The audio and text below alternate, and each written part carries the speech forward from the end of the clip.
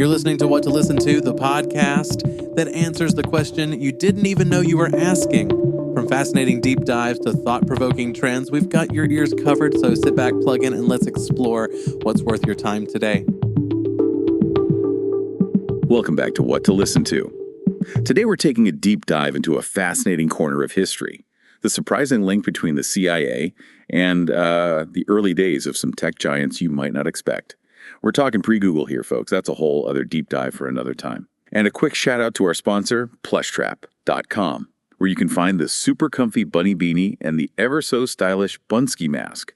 Use code LISTENER at checkout to snag 20% off. Perfect for treating yourself or someone special this holiday season. Before we get started, we want to thank the creative minds at Smat Designs for their incredible research and fact-checking on each episode. Their dedication ensures we're bringing you the most accurate and engaging stories possible. Now buckle up, because this deep dive takes us through some twists and turns. Starting with, breakfast cereal. It might sound strange, but the story of how a breakfast staple became intertwined with a powerful intelligence agency actually starts in the late 19th century, during a time of major social and health reform movements. Okay, so paint the picture for us. What was going on back then? Well, one of the big concerns at the time was, believe it or not, masturbation. It was considered a serious medical and moral problem, and physicians believe it could lead to all sorts of physical and mental ailments. Wow, that's quite a different perspective from how we view things today. Absolutely. And one of the leading figures in this movement was Dr. John Harvey Kellogg, the superintendent of the famous Battle Creek Sanitarium in Michigan. The Battle Creek Sanitarium. I've heard of that. It was like a health retreat for the wealthy, right? Exactly. Kellogg was a huge proponent of holistic health, and he believed that diet played a key role in controlling urges and maintaining purity. So the sanitarium became known for its, let's say, unique dietary recommendations. Okay. I'm intrigued. What kind of dietary recommendations were we talking about? Kellogg advocated for a very bland diet, lots of fiber, and absolutely no stimulating spices or sugar.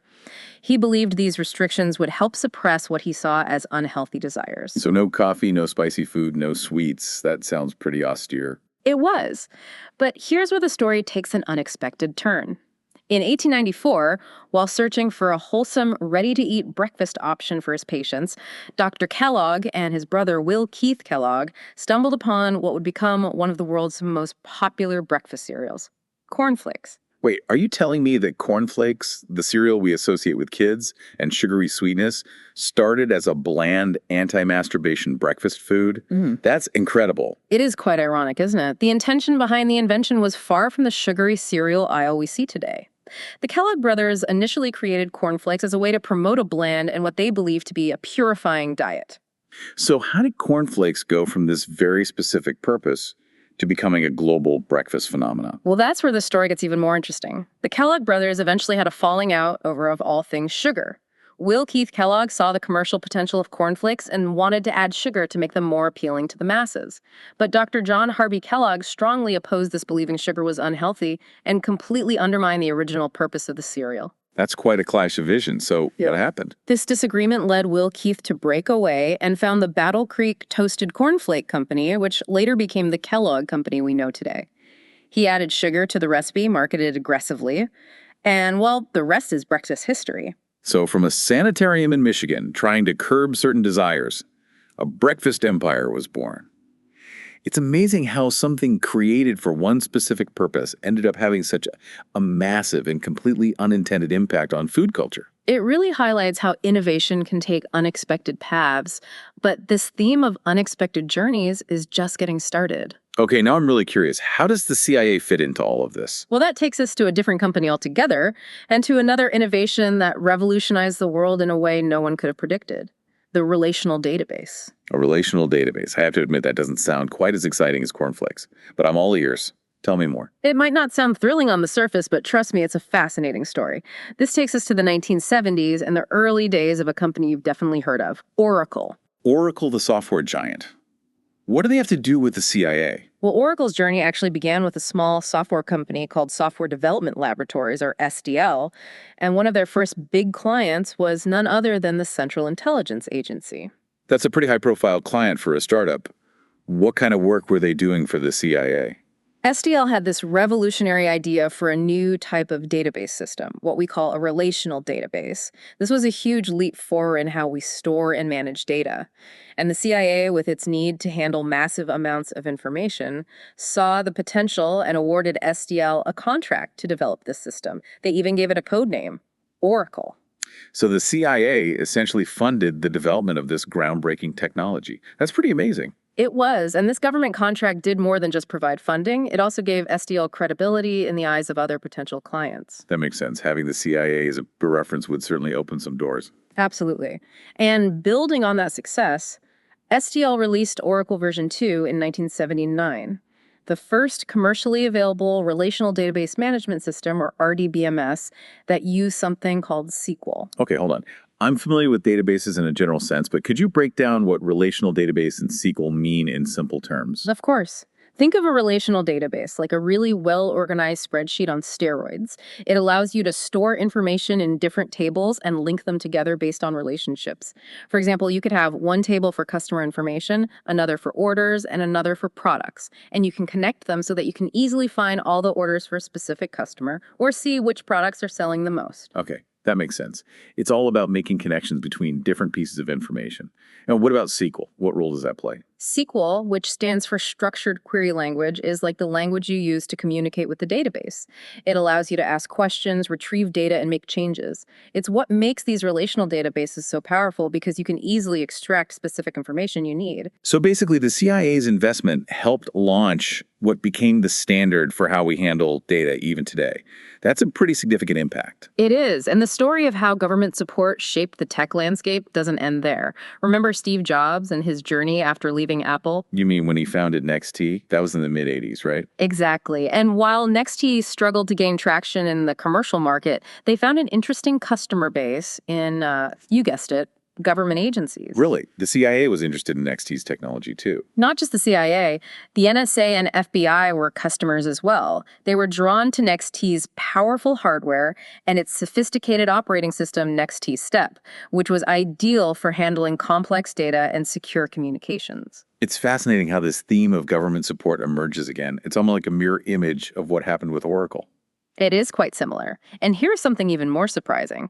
Tim Berners-Lee, the inventor of the World Wide Web, actually developed the first web browser and server on a NextT computer at CERN back in 1989. Hold on.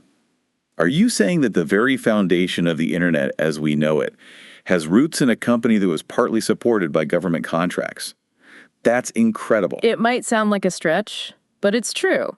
And that's not even the most surprising part of the story. Remember, by the mid-1990s, Apple was in deep trouble. They needed a modern operating system to compete with Microsoft. I remember that era. Apple was really struggling. They seemed to be on the verge of disappearing altogether. They were in a precarious position, that's for sure. And in a move that shocked the tech world, they decided to acquire NextT in 1996 for a whopping $429 million. Wow, that was a huge gamble. But that's how Steve Jobs returned to Apple, right? Yes, and it wasn't just Jobs' return that was significant. Apple also acquired NextT's groundbreaking NextT Step operating system. And you know what happened next? NextT Step became the foundation for Mac OS X, the operating system that powers all Macs today. So in a roundabout way, the CIA's investment in NextT helped pave the way for Apple's resurgence. It's an incredible twist, isn't it? And it highlights how seemingly unrelated events can have ripple effects that shape entire industries. So what started with a crusade against masturbation and a quest for bland breakfast food led us to the origins of the internet and Apple's comeback story. Who would have thought? It's a reminder that innovation often takes unexpected detours. And sometimes government support intended for one purpose can have unintended consequences that change the course of history. Absolutely. And I think it underscores something you mentioned earlier about the importance of relational databases. Yes. These seemingly dry and technical systems are actually the foundation for so much of our digital world. From social media platforms to e-commerce sites to online banking, they all rely on relational databases to store and manage vast amounts of data. That's a great point. It's easy to take these technologies for granted, but they're essential to how we live, work, and connect with each other today. Exactly. And it all goes back to that initial investment by the CIA, which helped propel the development of this groundbreaking technology. Well, I think this deep dive has certainly opened my eyes to the unexpected connections in history. Who knew that breakfast cereal spy agencies and the evolution of tech were so intertwined. It's a reminder that there's always more to the story than meets the eye. And sometimes the most mundane things can have the most fascinating backstories. I couldn't agree more. This has been an incredibly insightful journey. And on that note, we've reached the end of our deep dive for today. But before we sign off, I have to give another shout out to our sponsor, plushtrap.com. If you're looking for a cozy and unique gift this holiday season, check out their super soft bunny beanies and bunsky masks. And don't forget to use code LISTENER at checkout for an extra 20% off. And for those who want to delve deeper into the stories we've discussed today, be sure to check out the show notes for links to articles, resources, and further reading. A huge thank you to our listeners for joining us on this unexpected journey through history. We explored the surprising connections between breakfast cereal intelligence agencies and the evolution of tech, all before the rise of Google. Who knew history could be so full of twists and turns? It's a testament to the fact that even in our digital age, understanding the past can offer valuable insights into the forces that shape our present and future. Absolutely. And with that, we'll wrap up this episode of What to Listen To. We hope you enjoyed the deep dive, and we'll see you next time for another fascinating exploration of the interconnected world we live in. Until next time, don't just hear the world, listen to it.